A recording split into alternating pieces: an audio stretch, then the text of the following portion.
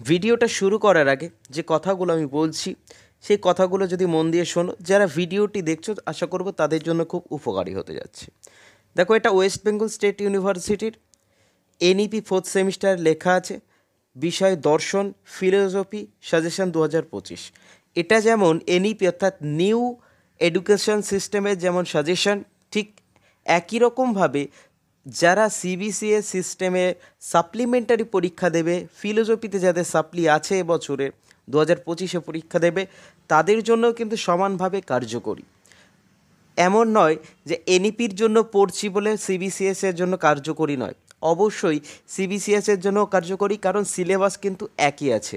এনইপির জন্য সিলেবাস একই, এবং যারা সিবিসিএস সাপ্লিমেন্টারি পরীক্ষা দিচ্ছ তাদের জন্য ওই একই সিলেবাসেই পরীক্ষা। এবার ভিডিওটা শুরু করা যাক। ফিলোসফি বা দর্শন সাজেশন 2025-এর প্রথমে আসবো রচনাধর্মী প্রশ্ন যার মান থাকে 10 করে। প্রথম প্রশ্ন, উপযোগবাদ কি? মিলের উপযোগবাদ সবিচার আলোচনা করো। বেন্থামের উপযোগবাদ থেকে তা কিভাবে পৃথক করা যায় লেখো।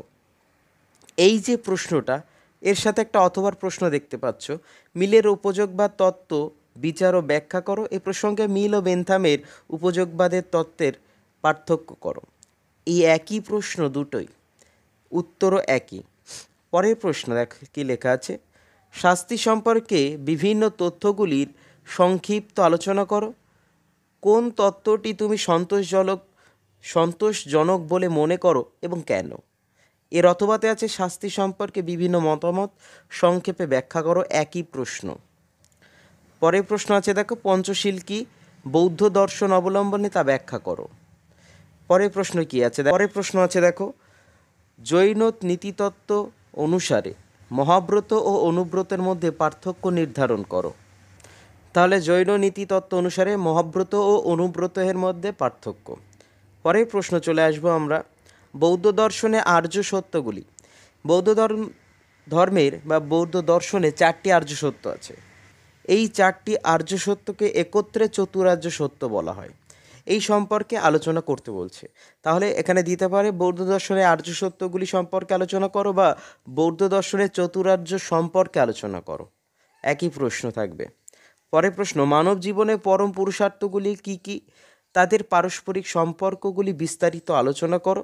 ভারতীয় নীতিতত্ত্ব কোনটিকে পরম পুরুষার্থ বলে মনে করা হয়? ভারতীয় নীতিতত্ত্বে কোনটিকে পরম পুরুষার্থ বলে মনে করা হয় এবং কেন, তা আলোচনা করতে বলছে। এবং শেষ প্রশ্ন, কান্টের নিঃশর্ত আদেশ তত্ত্বটি সবিস্তার আলোচনা করো। অথবাতে আছে কান্ট প্রবর্তিত কর্তব্যমুখী নীতিতত্ত্বটি ব্যাখ্যা ও বিচার করো। দুটো কিন্তু আলাদা প্রশ্ন। তাহলে এই তোমাদের 10 নম্বরের প্রশ্নগুলো দেখতে পেলে। এবার আসছি তোমাদের সংক্ষিপ্ত প্রশ্ন অর্থাৎ টিকার প্রশ্নে তোমাদের প্রথম প্রশ্নটি রাখা হয়েছে দেখো,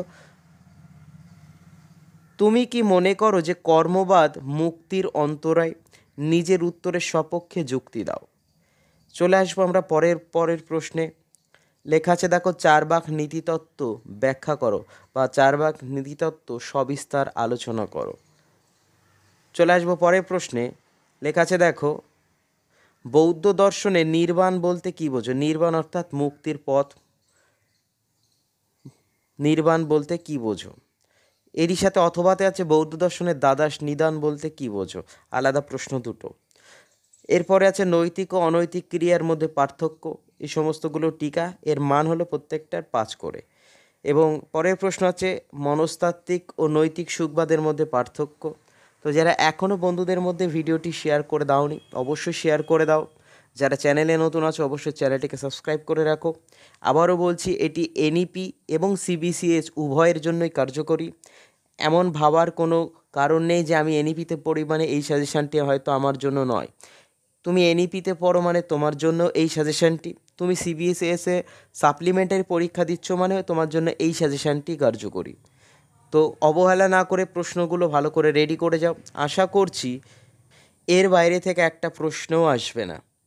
তো এনইপির জন্য তোমাদের লাস্ট মিনিট সাজেশান দরকার থাকলে অবশ্যই কিন্তু কমেন্ট বক্সে এসে কমেন্ট করে জানিও। আজকের ভিডিওটা ভালো লেগে থাকলে ভিডিওতে একটি লাইক করে যেও। আবারও বলছি, বন্ধুদের মধ্যে একটু শেয়ার করে দিও ভিডিওটি।